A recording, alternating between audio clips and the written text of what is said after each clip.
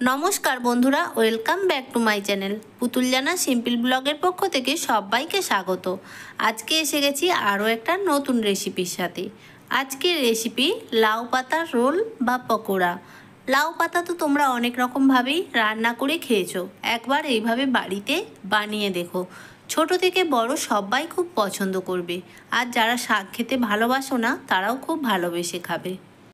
রেসিপিটা বানানোর জন্য এখানে দেখো নিয়েছি কিছুটা কাঁচা লঙ্কা কুচি, কিছুটা ধনেপাতা কুচি, একটা বড় সাইজের পেঁয়াজ কুচি, আর আছে দুটো আলুকে সেদ্ধ করে নিয়েছি, আর নিয়েছি কিছুটা পরিমাণে বাঁধাকপি কুচি।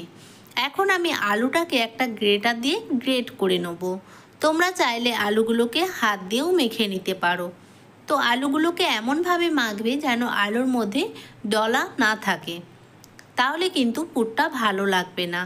তো আলুটাকে গ্রেট করা হয়ে গেলে এই সমস্ত উপকরণ দিয়ে আমি একটা পুর বানিয়ে নেব। এখন আমি পুরটা রেডি করে নেব। গ্যাসের মধ্যে কড়াই বসিয়ে দিয়েছি, কড়ার মধ্যে দিয়েছি সামান্য পরিমাণে তেল। তেলের মধ্যে ফোড়ন হিসেবে দিয়ে দিলাম গোটা জিরে। জিরেটা ভালো করে একটু ভাজা হয়ে গেলে এরপরে এর মধ্যে দিয়ে দিলাম কুচিয়ে রাখা পেঁয়াজ আর কাঁচা লঙ্কা।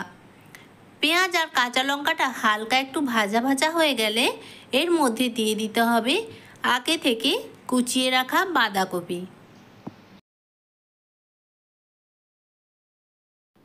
পেঁয়াজ আর লঙ্কাটা দেখো হালকা একটু ভেজে নিয়েছি, এর থেকে আর বেশি ভাজার দরকার নেই। এখন আমি এর মধ্যে দিয়ে দিলাম আগে থেকে কেটে রাখা বাঁধাকপি, আর দিয়ে দেবো পরিমাণ মতো লবণ। এখন সব কিছু আবারও একটু হালকা ভাজা ভাজা করে নেব। যতক্ষণ না বাঁধাকপি থেকে জলটা শুকিয়ে যাচ্ছে ততক্ষণ আমি সবজিগুলোকে একটু নাড়াচাড়া করে নেব।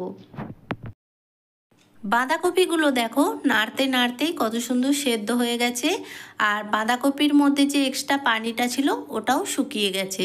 এখন আমি এর মধ্যে দিয়ে দিলাম হাফ চামচ পরিমাণে হলুদের গুঁড়ো আর হাফ চামচ পরিমাণে লঙ্কার গুঁড়ো। তোমরা চাইলে এখানে লঙ্কাটা বেশিও ব্যবহার করতে পারো, যেরকম ঝাল খাবে সেই বুঝে লঙ্কা দিতে পারো। আর দিয়ে দিলাম গ্রেট করে রাখা সেদ্ধ আলু। এখন সব কিছুকে আবারও আমি 5 মিনিট কষিয়ে নেব।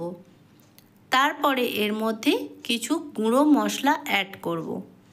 এখানে আমি নিয়েছি 5 টাকার যে ম্যাগি মশলার প্যাকেটগুলো হয় ওই ম্যাগি মশলা 1 প্যাকেট, আর দিয়ে দিলাম হাফ চামচ পরিমাণে গরম মশলার গুঁড়ো, আর দেবো হাফ চামচ ভাজা জিরের গুঁড়ো, আর দেবো কিছুটা পরিমাণে ধনেপাতা কুচি।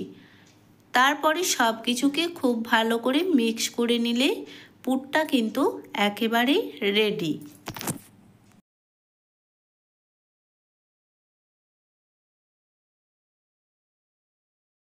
আলুর পুরটা দিকে ঠান্ডা হতে থাক, ততক্ষণে আমি একটা ব্যাটার তৈরি করে নেব। এখানে নিয়েছি ছোট বাটির 1 বাটি পরিমাণে বেসন, আর তাতে দিয়ে দিলাম একটা ছোট চামচের 3 চামচ পরিমাণে চালের গুঁড়ি, সাথে দিলাম হাফ চামচ হলুদ গুঁড়ো আর পরিমাণ মতো লবণ। এখন এর মধ্যে দিয়ে দেবো হাফ চামচ পরিমাণে কালো জিরে। কালো জিরেটা কিন্তু অবশ্যই দেবে। আর সাথে দিলাম 1 চিমটি পরিমাণে খাবার সোডা। এখন সব কিছুকে হাত দিয়ে খুব ভালো করে মিক্স করে অল্প অল্প জল দিয়ে একটা মিডিয়াম ব্যাটার বানিয়ে নিতে হবে। ব্যাটারটা কিন্তু খুব পাতলা হলেও হবে না, আর খুব গাঢ় হলেও চলবে না, একদম মিডিয়াম করে বানিয়ে নিতে হবে। এখানে একটা কথা বলি, তোমরা এখানে বেসনের জায়গায় কিন্তু যে কোনো ডাল বাটাও ইউজ করতে পারো, মুগ ডাল কিংবা মুসুরির ডাল, তাতেও কিন্তু রোলগুলো আরও ক্রিস্পি হবে। আর আমি যেহেতু এখানে বেসন নিয়েছি তার জন্য চালের গুঁড়ি দিয়েছি, এতেও কিন্তু এই রোলগুলো খেতে খুব ক্রিস্পি হয়। আর দেখো বেসনটাকে আমি খুব ভালো করে ফেটিয়ে নিয়েছি, আর বেসনের ঘনত্বটা ঠিক এরকম রেখেছি। এখন এটাকে ঢাকনা দিয়ে ঢেকে 10 মিনিটের জন্য রেস্টে রেখে দেবো। এখানে আমি এই লাউ পাতাগুলো দিয়ে রোলটাকে বানাবো, আর লাউ পাতাগুলোকে আমি আগে থেকে ধুয়ে পরিষ্কার করে নিয়েছি। এখন আমি একে একে বোঁকাগুলোকে সব কেটে ফেলে দেবো। তারপরে এগুলোকে জল দিয়ে আমি 1 মিনিটের জন্য সেদ্ধ করে নেব। খুব বেশি সেদ্ধ করা যাবে না, জাস্ট 1 মিনিটের জন্য, কারণ এগুলোকে সদ্য রোল বানালে পাতাগুলো ভেঙে যেতে পারে। তাই হালকা একটু ভাপ বুলিয়ে নিলে রোলটা করতে কিন্তু খুব সুবিধা হবে। পাতাগুলোকে দেখো জাস্ট 1 মিনিট ভাপ বুলিয়ে নিলাম, আর তাতেই পাতাগুলো কত সুন্দর নেতিয়ে গেছে। এখন রোলগুলো করতে কিন্তু খুব সুবিধা হবে। এদিকে কড়ার মধ্যে বেশ খানিকটা পরিমাণে তেল দিয়ে দিলাম, আর তেলটা খুব ভালোভাবে গরম হতে থাক, আর ততক্ষণে আমি রোলগুলো বানিয়ে নেব। এখানে আলুর পুরটাও ঠান্ডা হয়ে গেছে। এখন একটা প্লেটের মধ্যে একটা পাতা বিছিয়ে দিলাম, আর মিডিলে এইভাবে আমি লম্বা করে কিছুটা পরিমাণে আলুর পুর দিয়ে পাতাগুলো দু সাইডে এইভাবে ভাঁজ করে নেব। তারপরে রোলের আকারে গোল করে গুটিয়ে নিতে হবে, তাহলেই দেখবে কত সুন্দরভাবে রোলগুলো তৈরি হয়ে যাবে। ঠিক দেখো এইভাবে আমি প্রত্যেকটা রোল বানিয়ে নেব।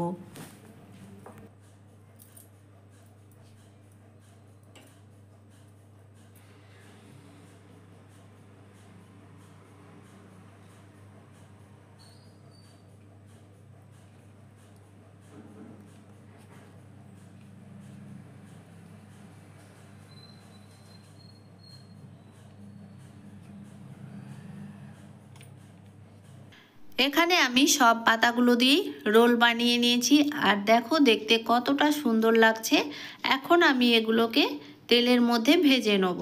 তেলটা খুব ভালোভাবে এখানে গরম হয়ে গেছে। এবার একটা একটা রোল বেসনের মধ্যে ডুবিয়ে তেলের মধ্যে ছেড়ে দেবো। আর এগুলোকে কিন্তু একটু সময় নিয়ে ভাজতে হবে, এগুলো খেতে খুব ক্রিস্পি হয়। যারা শাক খেতে পছন্দ করো না, বাড়িতে একবার এইভাবে বানিয়ে খেয়ে দেখো, এগুলো যে একবার খাবে বারবার খেতে চাইবে।